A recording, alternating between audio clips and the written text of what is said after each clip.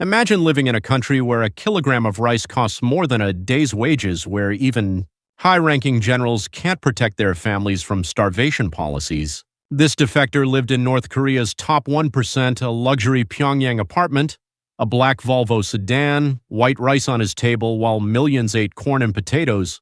Yet even his privilege couldn't save him when the regime turned on his son. Today, he compares his former life as a state security major general to his new reality in South Korea, where a convenience store stays open past 9 p.m. and freedom costs nothing but courage. Subscribe to understand the reality behind the world's most isolated economy. Your engagement helps expose the truth about North Korea's hidden crisis. I set foot on South Korean soil in the fall of 2023. People who knew my past, a North Korean state security major general, always asked the same question. Why would someone in such a high position risk their life to defect? To answer that, I need to tell you how I lived in North Korea. Until the spring of 2022, I lived on the 17th floor of a cadre apartment on Changjeon Street in Pyongyang's Jung district. Mornings, sunlight streamed through windows overlooking the Taedong River. My day started like this. The smell of miso soup my wife made would wake me. On the table, white rice, braised pollock, kimchi. As you know, white rice is a privilege in North Korea. Regular citizens eat corn mixed with potatoes. Our table was different. Father, we have a study session on Marshal Kim Jong-un's teachings at the university today. My son Minjin said this while putting on his uniform looked like military garb. He was 26 then, fresh out of Kim Il-sung University, waiting to be selected as a party cadre. My daughter Soo-yeon had graduated from Pyongyang Arts University dance major, preparing to join the Mansudi art troupe. My kids got the best education North Korea offered. Their father was a state security major general after all. At 8 a.m., I'd climb into a black Volvo sedan. The driver would open the door. I'd sit in back watching Pyongyang roll by. People in workers' uniforms walked the streets. Portraits of Kim Il-sung and Kim Jong-il hung everywhere. Comrade, good work today. Security guards at checkpoints would see my license plate number, salute, and wave me through. That was privilege. The state security building stood in central Pyongyang. My office was on the 5th floor. Documents always piled on my desk. Comrade Major General, here are today's meeting materials. A subordinate colonel would bring files. I'd review them, rooting out reactionaries, monitoring ideological defectors, catching defection attempts. I did this for 30 years. Back then, I believed I was protecting the homeland, serving the great leader. Never questioned it. Lunch meant the cadre cafeteria. While regular citizens got corn rations at distribution centers, we ate white rice with meat dishes. Comrade Major General, I hear border surveillance is tightening, a fellow officer asked. That's right. Defection attempts are increasing, I answered matter-of-factly. I didn't know then a year later I'd be that defector. After work, sometimes I'd drink with fellow cadres at guest houses. Taedong beer and Pyongyang soju, pledging loyalty. Loyalty to our great leader! We'd clink glasses and shout together. Long live the leader, that was our life. We lived without questions, just following what we were told. When I got home, my wife had dinner ready. The family would sit together, eat, talk about the day. Father, tomorrow the party central committee is assigning positions. My son spoke with anticipation. Good. Bring honor to our family. I patted his shoulder. Back then, I never imagined this boy would soon face crisis. Evenings, we watched Korean Central Television, news about Marshal Kim Jong-un's field guidance, condemnations of American imperialism, same content every day. But I believed it was truth. I'd spent 30 years in state security defending the system. When we'd go to bed, my wife would ask, "Honey, our kid's future looks bright, doesn't it?" Of course. Don't worry. I'm here, I answered confidently. But cracks were forming beneath that peaceful routine. One day at a meeting, a senior cadre spoke. Comrades, reports indicate some general-rank cadres harbor impure thoughts. Hearing this, something felt off. No matter how loyal you are, you can still fall under suspicion. That was my first doubt. I brushed it off then. Surely I wouldn't be targeted, that's what I thought. Spring 2022. On the surface, my life looked perfect. Major General insignia. Spacious apartment. Well-positioned children. The best life North Korea offered. But was that real freedom? Looking back now, it was a gilded cage. No matter how high your position, you're still caged. And that cage door can slam shut anytime. I'd learn that soon. One June day in 2022, my entire life began to shake. That day I went to work as usual. The hallway felt different. I heard Comrade Major General Lee was taken last night. A subordinate colonel whispered, Lee was my classmate. We'd entered state security the same year, worked together 30 years. That person vanished overnight. What's the charge? I asked. The colonel glanced around, answered carefully, ideological issues. They say he was in contact with China. My spine went cold. As you know, in North Korea, ideological issues equals a death sentence. It doesn't matter if there's evidence or not. When I entered the conference room, Lee's seat sat empty. Just yesterday, he'd been shouting loyalty from that chair. A senior cadre spoke coldly. Comrades, the traitor Lee has been exposed as a betrayer of the party and the leader. We must all be vigilant. Then he looked at each of us. That look, I'll never forget it. It said, which of you is next? At lunch, I stayed alone in my office. Through the window, Pyongyang looked peaceful. People walking, trams passing. But I knew how terrifying this system was. A place where a 30-year colleague becomes a traitor overnight. What have I been doing all this time? That thought hit me for the first time. That night, coming home, my hands shook. My wife asked, Honey, what's wrong? You don't look well. Nothing. Just tired. I lied.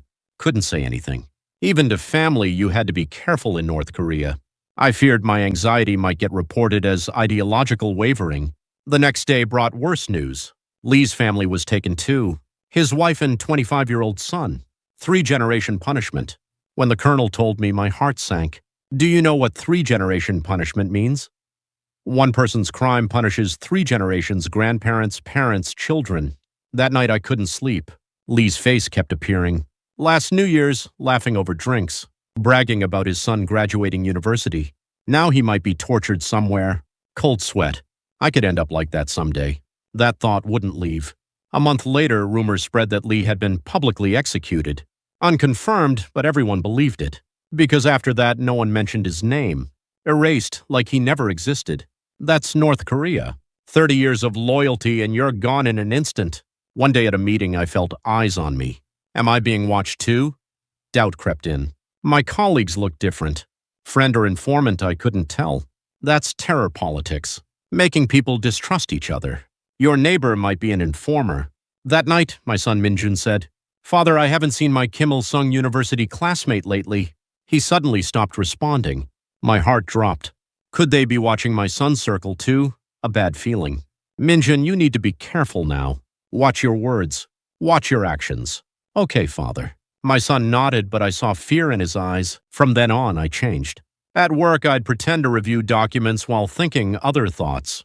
Is this really right? Were all the things I've done just things I'd never questioned for 30 years began to shake? Every night, nightmares. Faces of people I'd interrogated and arrested appeared, staring at me. My wife started worrying. Honey, you seem really stressed lately. What's going on? Nothing, I'm fine. I lied again. Couldn't say it. This fear inside. In North Korea, doubt means death. The moment you speak it, you could end up like Lee. One day, looking in the mirror, I saw a stranger. Dead eyes. Is that me? I thought. 30 years of loyalty, now living in fear every day. I felt pathetic. That's when it hit me. No matter how high your position in North Korea, no one is safe. Loyalty to the leader doesn't protect you. The higher up you are, the more danger you're in. That night, looking down at Pyongyang's lights, I wondered, what have I been protecting all this time? The system or the fear? I didn't know. But one thing was certain. Living like this, someday my family and I would end up like Lee. That terrified me. For the first time, the word escape crossed my mind, but I shook my head. Am I crazy, a state security major general defecting? Back then it seemed impossible, but the seed was planted. Seeds of doubt, seeds of fear, and those seeds would soon sprout. September 2022. What I feared most became reality. Coming home from work, my wife was crying. Honey, something terrible happened. Her voice trembled. Minjun, my legs gave out. What happened to my son? State security came today and took Minjun. They said he has to be investigated. My wife's words made my head spin. I'm a state security major general and they're investigating my son. What's the charge? Contact with a Chinese exchange student. I couldn't finish her sentence. I grabbed the phone immediately, called a subordinate to figure out what was happening. Comrade Major General, this isn't something I can know about. It's a direct order from the Party Central Committee. Even my subordinates sounded cautious. My heart sank again. Party Central Committee order meant Kim Jong-un's inner circle was moving beyond my authority. Can you imagine? A state security major general father who can't protect his own son. That night I didn't sleep at all. Minjun's face kept appearing. The day I first held him as a baby, walking hand in hand to elementary school entrance ceremony. I'll become an excellent cadre like you, father. That boy's voice echoed. The system I'd served for 30 years was now coming for my son. Was this the reward? Early next morning, I went to state security headquarters, found the investigation chief. What crime did my son commit? The chief looked at documents, spoke. During his time at Kim Il-sung University, he befriended a Chinese exchange student. That student allegedly has ties to Chinese intelligence. Is that Minjun's fault? He just met someone at school. My voice rose, but the chief shook his head. Comrade Major General, you know how things are these days. You should be careful. I understood what that meant. You're in danger too, a warning. If I defended my son, I could get dragged in too. My power, my rank useless. Being in a high position just made me more of a target. In North Korea, cadres' children get watched even more closely, under the guise of preventing elite corruption. 4 days later, Minjun came home. His face was pale. Father, my son choked up seeing me. It's okay, son. It's over. I hugged him, but I knew this was just the beginning. Minjun had nightmares every night. Father, I really didn't do anything. Just someone I met at school. I know. Dad knows. A few days later, a senior cadre called. Major General Kim, about your son's situation. The party is keeping a close eye on it. Be careful. That tone sounded like a threat. Your son is in our hands, that's what it meant. I'd been loyal for 30 years. Now they were threatening me through my family. That's when I understood. This system protects neither family nor loyalty. My wife worried daily. Honey, will they take Minjun again? What do we do? Don't worry, I'm here. I lied again. Truth was, I was scared too. It was clear I couldn't protect my son with my own power. What good is being a state security major general? When the system comes for you, no one is safe. Around that time, my daughter Soo-yeon asked, Father, is brother okay? He hasn't been talking lately. He's fine. Time will help. But I knew. Once you're marked, you're watched for life. I could see Minjun's future was dark. Soo-yeon's too. If we stayed in North Korea, our family would collapse. At night, I drank alone. Pyongyang soju, 1 glass, 2 glasses. I wanted to get drunk. Escape this reality. What did I do wrong? I talked to myself. 30 years of loyalty, and I became a father who can't protect his family. Through the window, Pyongyang's lights glowed. How many families under those lights were trembling like us? One day, Minjun said, Father, am I causing you trouble too? What are you talking about? It's not your fault. But lately your expression, my son was reading my face. A 20-something young man having to watch his father's face. Is this normal? Is this the socialist paradise we praised? That night I made a decision. Can't keep living like this. I have to save my son. Protect my family. But there was no way. As long as we stayed in North Korea, we'd keep being threatened. Never knowing when they'd take us again, when we'd be purged. Do you know how agonizing that is? Living in constant anxiety every day? One day, my wife asked, Honey, do we have to keep living like this? Despair laced her voice.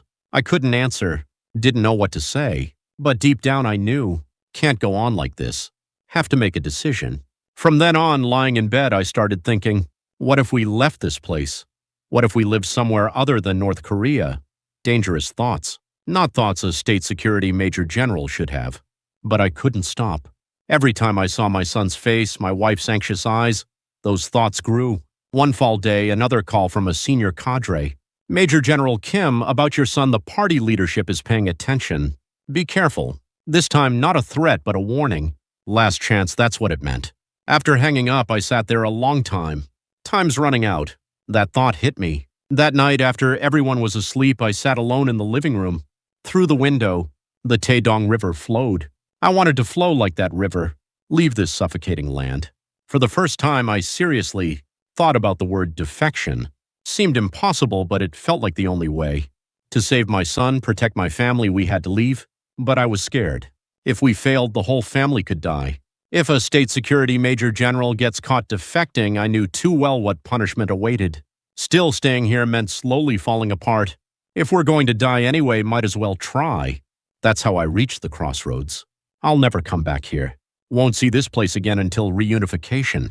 I grabbed a handful of dirt. I knew I'd miss this land, but there was no choice. Please help my grandchildren live freely. I bowed deeply one last time, then stood. Walking home, I looked carefully at Pyongyang streets. Juche Tower, Arch of Triumph, Taedong River. I'd lived in this city for 50 years. Leaving now. Scenery I'd never see again. Goodbye, Pyongyang. I said it quietly. Had regrets, sure, but the future mattered more. A week before departure, I called Minjin and Suyeon. Listen carefully to what Dad says. Yes, Father. Next week, we're going to China. When we get there, do exactly as I say. No other actions. The kids nodded. Sharp Minjin asked, Father, are we? I'll tell you later. Don't ask now. I packed. Couldn't take much. Would raise suspicion. Made it look like a regular business trip. But in a small bag, I secretly tucked a few family photos, parents' photos, childhood pictures. Had to take these. The night before departure, couldn't sleep, tossing and turning. Honey, can we really do this? We have to. Think of Minjin. Yes. My wife squeezed my hand. We were both shaking, but couldn't turn back. Already crossing the river, dawn. I looked at Pyongyang's sky one last time. Stars filled it. Will those stars look the same from the south? I muttered to myself. The south, the Republic of Korea, a land I'd never visited, where the same people live, where freedom exists. Would they accept us? Morning came. Departure day. The family quietly prepared. Minjin and Suyeon looked tense. They seemed to understand but said nothing. Smart kids. Let's go. I said.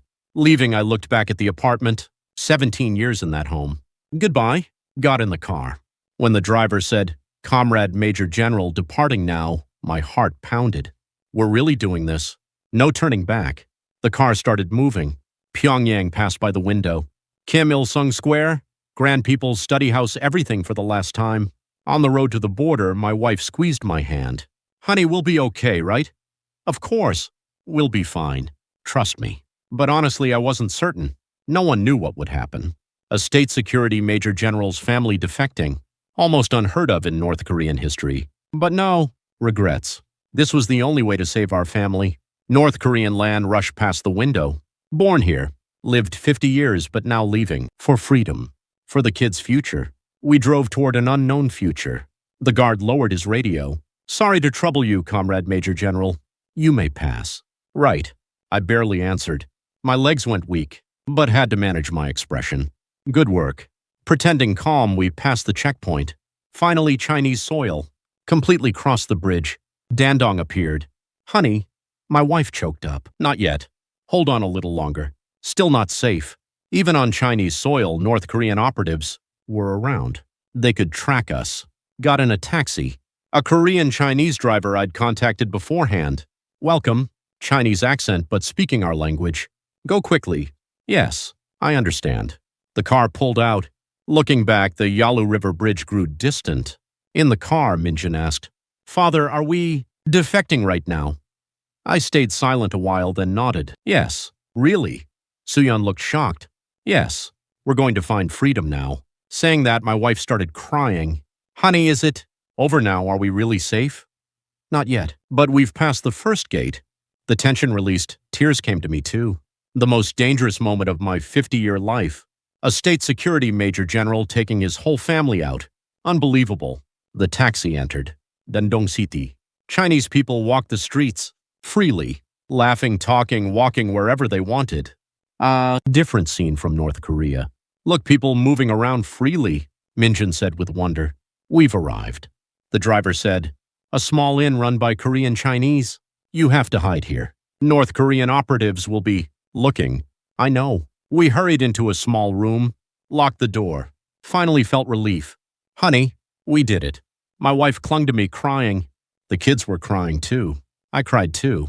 The first tears of freedom I'd shed in 50 years. But it wasn't over. This was just the beginning. We had to reach South Korea. That night, looking out the inn window, I saw North Korean lights across the Yalu. I'd lived there 50 years, a land I'd never returned to. Goodbye, homeland, I said quietly. Too painful to call it homeland, but still the place I was born. Now a perilous journey awaited us. Chinese police tracking. North Korean operatives' assassination threats. But I wasn't afraid. We'd passed the first gate. Family was together. All that remained was moving toward freedom. Getting to Beijing, I couldn't relax for a moment. Everyone around looked like North Korean operatives. "Honey, that person keeps looking at us," my wife whispered. "Don't worry. Act normal." But I was anxious too. We reached Beijing, a huge city, crowded. "It's a bit safer here. Lots of people," I told Minjun. "But won't that make us easier to find?" "Good point. In crowds, you can hide or be found." We stayed at an inn near the South Korean embassy. Tomorrow we go to the embassy. Once we're inside, we're safe. "Really, honey?" "Yes. The embassy is basically South Korean territory. Chinese police can't just enter." Laughter came for the first time, finally seeing the end. But that night, something strange happened. Footsteps in the hallway. Someone walking back and forth late at night. "Honey." My wife grabbed my arm. "Quiet." I listened. The steps stopped at our door. Someone checking our room, I could feel it. Couldn't sleep until dawn. Too anxious. What if North Korean operatives came? All kinds of thoughts. Morning came, we packed quickly. Let's go to the embassy fast. Wanted to get somewhere safe as soon as possible. Leaving the inn, I felt someone following. Looked back, a middle-aged man walking toward us. Felt like a North Korean. "Walk fast." I urged my family. Caught a taxi. "South Korean embassy, please hurry," I shouted in Chinese. Looking back, that man was running after us. Faster. The taxi pulled out. The man stopped. I saw him talking on his phone. Reporting to North Korea. Cold fear. Time was short. There it is. The South Korean embassy building appeared. The Taguki flag flew. That moment, tears came. Freedom under that flag. Almost there. My family and I ran to the embassy entrance. "We're defectors. Please help," I shouted to the guard. "Come in quickly." Embassy staff rushed out. The moment we entered the gate, I heard a car screeching behind us. Looked back, several men getting out of a car. North Korean operatives. But we were already inside the embassy. "You're safe." "Major General, this is the Republic of Korea," staff said. That moment, my legs gave out. My wife collapsed crying. The kids cried too. I cried too. Finally safe. The moment we entered the South Korean embassy in Beijing, I could breathe properly for the first time. "You're okay now. Chinese police can't enter here freely," the consul said, but couldn't fully relax. "Haven't stepped on South Korean soil yet. Major General, we need to verify your identity. It'll take some time." "How long?" "Usually 2 to 3 weeks. The NIS does background checks." 2 to 3 weeks, not short, but no choice. A state security major general needed thorough investigation. They showed us to quarters inside the embassy. A small room, but safe. "Honey, is it really over?" my wife asked. "Not yet. It's really over when we land in South Korea." But hope was visible. We'd come this far, just a bit more. A few days later, NIS staff arrived. "You're Major General Kim, correct?" "Yes." "We'll conduct an identity verification interview. Please cooperate." The investigation started. My career, work at state security, defection details. They asked everything in detail. "Major General, what work did you handle in North Korea?" "Mainly rooting out reactionaries and ideological inspections." "Specifically, what kind of hard to answer?" "My past work." Flashed back. How many people I investigated and arrested. Guilt washed over me. "Please be honest." "We're not suspecting you, Major General. We just need accurate information," the NIS officer said. "Understood." I didn't hide anything. The work I did at state security, the system's reality, high-level information, I spilled everything. Days of investigation followed. Family members were interviewed separately, too. Minjun and Suyeon went into the investigation room with tense faces. "Dad, we didn't do anything wrong, right?" Suyeon asked worriedly. "No, it's just verification." About a week later, the consul brought good news. "Major General, you've passed the NIS investigation. Now we can prepare for your trip to South Korea." "Really?" "Yes. We'll process your departure in a few days." Finally, we could go to the Republic of Korea. But there was one problem. Couldn't go directly. If the Chinese government noticed, it could cause issues. We need to go through a third country. Where? Through Bangkok, Thailand. A longer journey, but no choice. Mid-January 2023, finally departure day. Left the embassy before dawn. Hidden in a diplomatic vehicle, we went to the airport. "Don't be nervous. We'll get you there safely, the consul said, but the road to Beijing airport felt endless. We reached the airport. People everywhere. Chinese? Foreigners, all traveling freely. We'll be free like them soon, right? My wife asked. Yes, just wait a bit more. We went through departure procedures, fake passports. Had to leave secretly for diplomatic reasons. Passport check. A Chinese immigration officer looked at it. My heart pounded. What if we're caught? All kinds of thoughts raced. Clear. Thankfully, we passed. Headed to the gate. I saw the plane. Get on that plane and we leave China. We boarded. Sitting down, my wife squeezed my hand. Honey, I'm shaking. Me too. We were both trembling. Minjun and Suyun looked tense, watching out the window. Takeoff preparations began. The plane started moving. Taxied down the runway. Speed increased. Then finally we lifted off. The wheels left the ground, tears came. Leaving China. Escaping North Korean operatives' pursuit. Honey, we made it. My wife choked up. Yes, we made it. Through the window, Beijing grew distant. Down. There somewhere, North Korean operatives were probably searching for us. But now we were safe. In the sky. Hours later, we arrived in Bangkok. Waited for the connecting flight in the airport lounge. Just need to catch the South Korea flight now. NIA staff were with us. Thank you. Thank you so much. I bowed my head. Without them, we wouldn't have made it this far. During the layover, we browsed the duty-free shops. Products everywhere.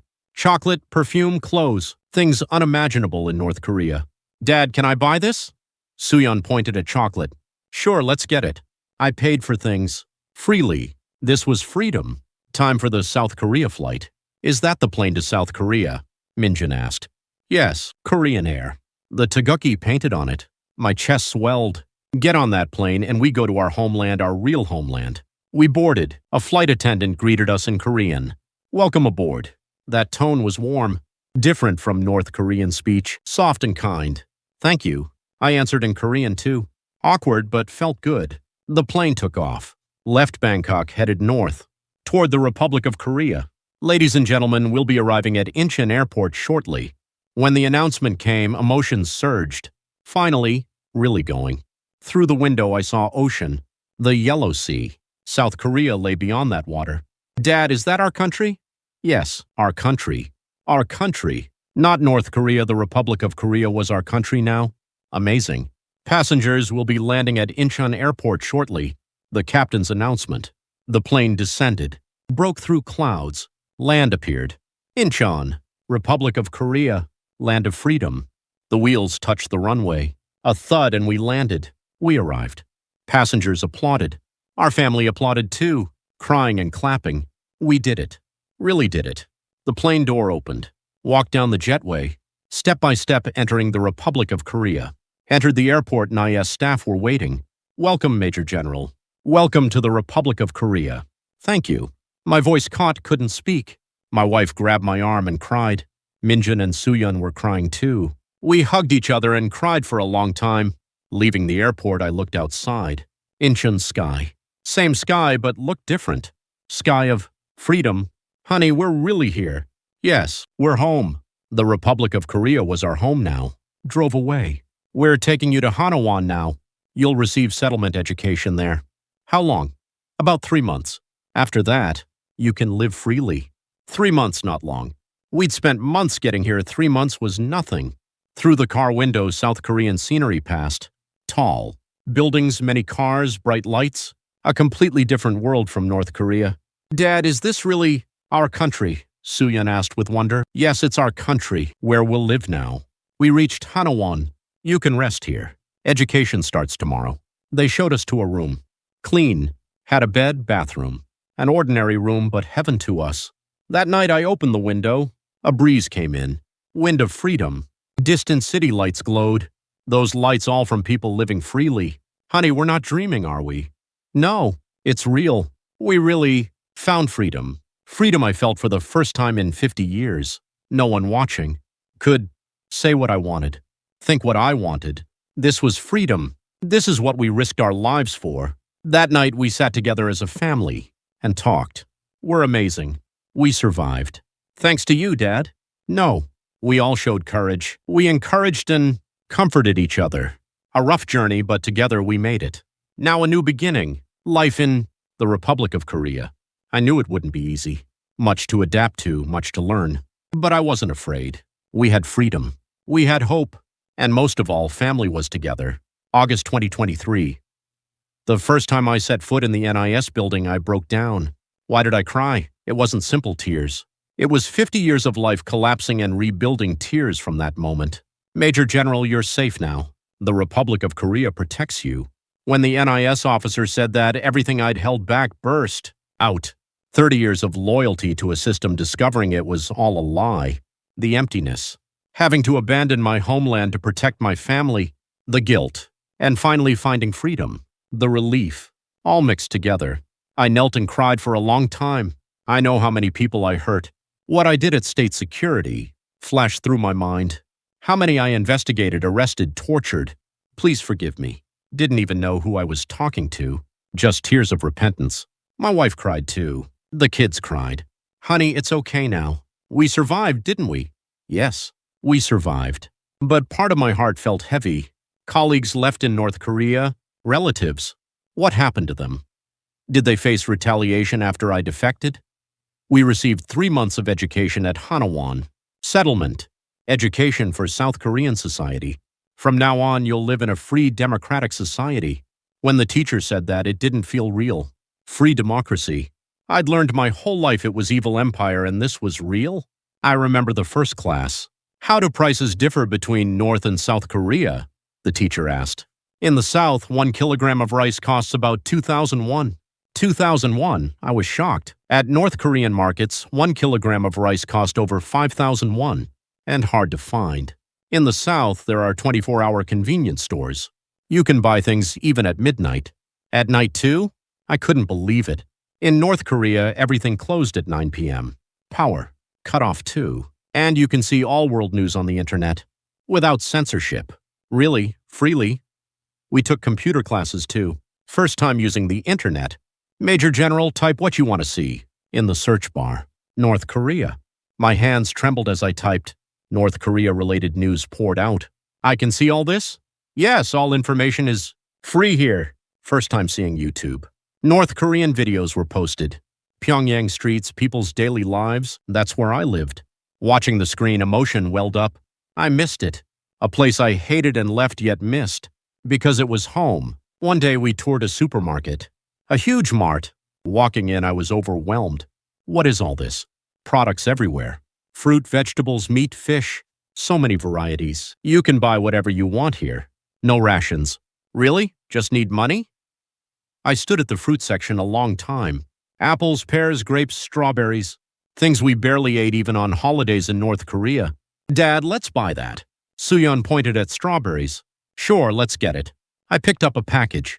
The price tag said 5,001. That money would feed you a day in North Korea. At checkout, I paid. Buying things with my own money felt strange. In North Korea, there were rations, and they rarely came. Thank you. Come again. The staff smiled warmly.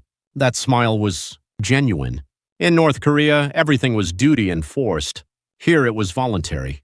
The most impressive thing during Hanawan life was freedom. Major General, you can go for a walk. Alone?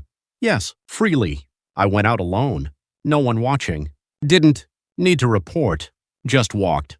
Freely. Sat on a park bench. People passed by. Smiling people.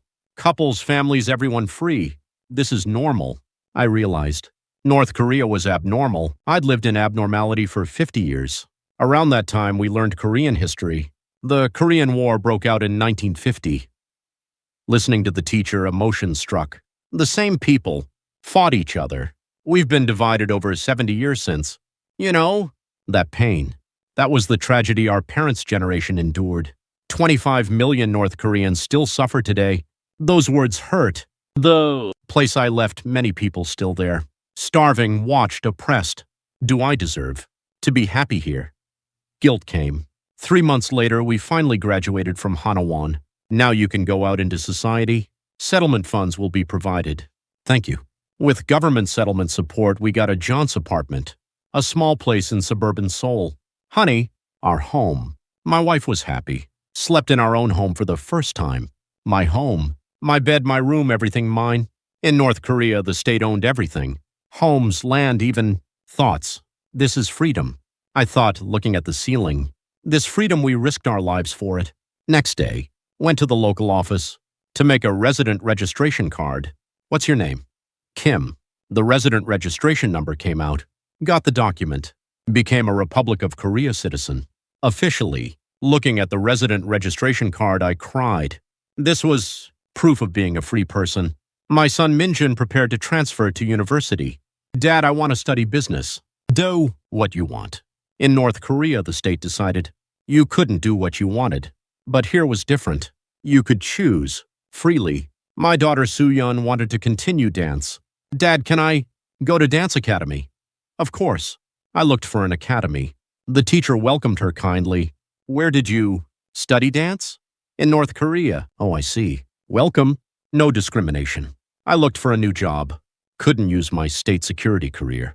Instead, I decided to work at a North Korean human rights organization. Major General, your testimony is very important. Please tell us about North Korea's reality. I will. I thought I should tell the world what I knew. As repentance. My first testimony, I trembled. I'm a former North Korean state security major general. People looked shocked. I served the system for 30 years, but it was all a lie. My voice caught. North Korea is hell. A place without freedom. Please help North Korean residents. That day, coming home, I told my wife, honey, I'm going to live in repentance now. What repentance? What I did at state security. I can't be forgiven, but I want to spend the rest of my life for North Korean people. My wife held my hand. I'll be by your side. One day I went to Myeongdong. People everywhere. Shopping, eating, enjoying. Peaceful, I muttered to myself. No war, no starvation, no fear. This was normal life. Entered a kimbap shop. 1 kimbap, please. That's 1,001. 1,001. That was several days' worth in North Korea. Eating kimbap, I cried. Not because it was delicious. I was grateful that I could eat a meal so casually like this. Evening, watching TV with the family. News came on. North Korea fired another missile. Pyongyang appeared on screen. That's where I lived. Minjin said, do you want to go back? No, I like it here. Soo-yeon asked, Dad, will we reunify someday? Hard to answer. Reunification when? I hope so. Maybe not in our generation, but yours might see it. I hope so too. I hope North Korean friends can be free too. At night, I went out on the balcony alone. Seoul's night view spread out. A shining city. Each light a person living freely. Thank you. I don't know who I was talking to, but it just came out. For being alive, for finding freedom, for family being together, I was grateful. That's when I understood why I broke down at the NIS. The emptiness, 30 years of loyalty to a system that was a lie. The guilt having to abandon my homeland to protect my family. But most of all, the relief finally finding freedom. All those emotions burst out as tears. Now I live as a citizen of the Republic of Korea. It's not easy. Different speech, different culture, sometimes hard. But no regrets. Because there's freedom here.